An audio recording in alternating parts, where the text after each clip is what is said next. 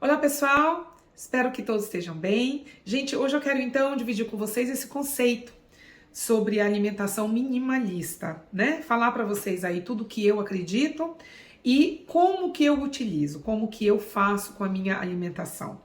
Então, se você tem interesse por esse assunto, eu sou a Cristiane Sena do canal 50 Mais com Cris, esse canal aqui de trocas de informações, principalmente com relação a assuntos sobre o minimalismo. Então, se você tem interesse sobre essa questão dos alimentos, da gente entender um pouquinho como é que é essa alimentação minimalista, fica até o final, tá bom? Me deem um like, façam aí os comentários de vocês, como é que está sendo essa questão da alimentação e me sigam no Instagram e se inscrevam no canal, tá bom? Vamos lá?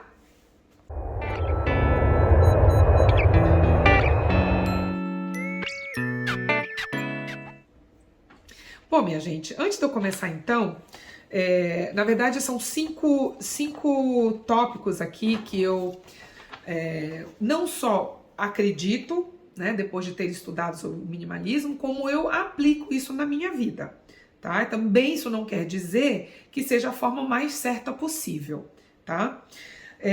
Então vamos lá. A primeira coisa é que numa alimentação minimalista a gente tem que valorizar os alimentos saudáveis. A alimentação saudável é o ponto principal de uma alimentação minimalista.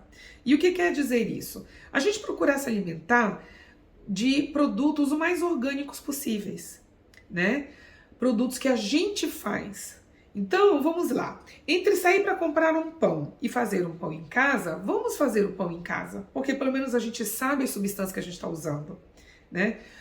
Alimentações com um nível de processamento muito alto, essas ultraprocessadas, que tem uma expiração aí de 6 meses para 1 ano, né? Alimentos pré-cozidos, que basta a gente tirar e enfiar no forno e comer, são os piores que tem. Refrigerantes pelo alto nível de açúcar, né, e tudo mais. Então, essa alimentação mais saudável, essa alimentação orgânica, ela está 100% em tudo na nossa vida? Não, não está. Aí algumas pessoas falam assim, ai, mas é tão difícil evitar de comer comida processada. Realmente é, gente.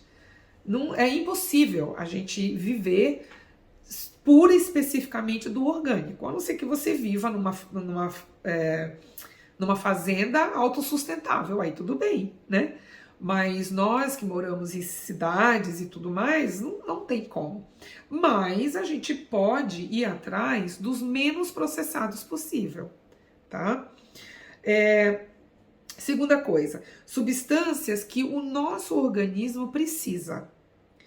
Então, eu, por exemplo, eu tenho hipotiroidismo. Todo mundo que tem o hipotiroidismo precisa de uma substância chamada iodo ou iodine, que são substâncias que são achadas nos alimentos frutos do mar, né? Camarão, ostra, caranguejo, alguns peixes. A gente acha o iodine nas algas marinhas principalmente, então eu passei a gostar de me alimentar de algas marinhas, que era uma coisa que eu não gostava. Então, o que eu necessito é diferente do que o meu marido necessita. O meu marido, por exemplo, ele tem um histórico de câncer de próstata na família. Então, ele precisa da substância que eu esqueci, mas vou colocar aí, que está no tomate. Então, o meu marido, ele precisa comer tomate todos os dias para evitar o câncer de próstata. Que é diferente da minha mãe, que tem problema de colesterol e por aí vai. Cada pessoa tem um organismo diferente e, portanto, precisa de substâncias próprias. E isso é uma alimentação inteligente também, né, pessoal? A gente trabalhar e pensar desta forma. Terceiro, passar a ter menos quantidade. E aí não é a quantidade do que você coloca no prato, pessoal, é a quantidade de variações de alimentos. Então, é uma coisa que eu sempre falo aqui, né, quando eu falo de comida. A hora que eu vou para uma mesa, para um almoço, para uma janta, eu não vou colocar arroz, salada, proteína, feijão, farofa, batata e tudo isso junto. Não, aqui em casa a gente faz no máximo 2 pratos. Né? A grande maioria das vezes é sempre um mexidão. Então, são legumes com alguma proteína. A gente come muito a proteína do cogumelo, né? Que acabou, que a gente substituiu pela carne vermelha. Ainda como carne vermelha, mas muito raramente, uma média de uma vez por mês, que eu preciso, porque uma outra coisa que eu necessito é do ferro. E o ferro, para mim, até o momento, eu consigo de duas formas. Ou pela carne vermelha, ou por infusão, que é aquela injeção com a bolsa de sangue que você fica lá, a bolsa de ferro que você fica lá 1 hora, né? Essa menor quantidade, inclusive, ela é mais inteligente na questão do tempo, porque a gente gasta menos tempo na cozinha. Então, se o minimalismo diz que nós temos que utilizar o nosso tempo da nossa vida de uma forma mais otimizada, de uma forma mais produtiva, não faz mais sentido a gente ficar numa cozinha 1 hora todo dia para cozinhar, minha gente, né? Eu não faço mais, já tem muito tempo. Inclusive até um pouquinho antes do minimalismo, mas a partir do minimalismo aí que eu não faço mesmo. Temos que nos abrir. Quarto, temos que nos estar aberto aos novos sabores, como o exemplo das algas marinhas que eu falei. Um outro exemplo de sabores novos, porque são alimentos saudáveis, que eu aprendi este ano a gostar, foi da bebida kombucha. A kombucha, para quem não conhece, é uma bebida fermentada, feita a base dela é o chá preto. Então, claro, diferente, a kombucha que a gente faz em casa é muito mais saudável do que a kombucha pronta que vem como refrigerante, né? Mas infelizmente é essa que eu estou me alimentando, mas de final de semana também, porque a kombucha não o chá preto, ele não pode ser bebido, consumido todo dia, tá? Também tem substâncias ali que a gente tem que ir dosando. Eu não vou ficar falando de todas as substâncias aqui, minha gente, senão vai ficar muito grande. Mas se vocês quiserem que eu traga mais pesquisas aqui falando sobre algumas substâncias que a gente tem que ter cuidado, que são mais saudáveis, escrevam aí, tá? E por último, pessoal, além de ser nessa coisa de estar disposta a novos sabores, por último, é ter uma orientação médica sempre, né?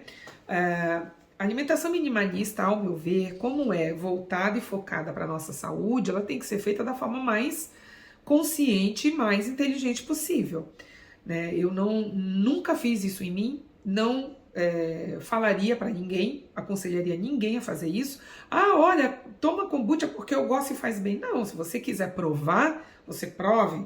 Se você gostar, converse com o seu médico. Olha, o que eu tenho dá para tomar a kombucha?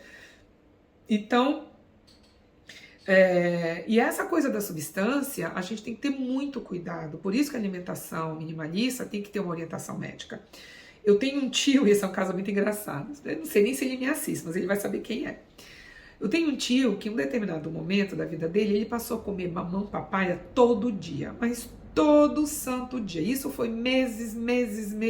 De repente, do nada, ele percebeu que a pele dele estava ficando laranja. E realmente, gente, existe um pigmento ali que pode... É que nem a cenoura, né? Inclusive a cenoura, se você raspa ela, né? Tira ali o caldinho bem forte e passa na pele, é um ótimo bronzeador, né? Porque passa essa cor para a pele. Então, é isso. Para terminar, essa orientação médica que eu acho que vale a pena a gente sempre falar na alimentação minimalista, é porque, por exemplo, após os 50 anos, segundo o meu nutricionista e nutrólogo, ele me apontou algo que eu até então não tinha percebido. Ele falou, olha, após os 50 anos, a gente tem que ter muito cuidado com as gorduras viscerais. A gordura visceral é essa gordura aqui do nosso abdômen, aqui da barriga. A tendência é que quanto mais idade nós vamos tendo, mais barrigudos vamos ficando.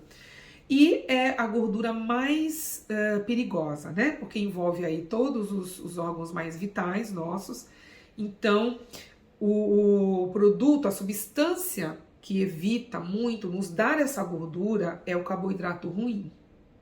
E o carboidrato bom também. Em termos de quantidade, carboidrato que seja não é bom para a gordura visceral.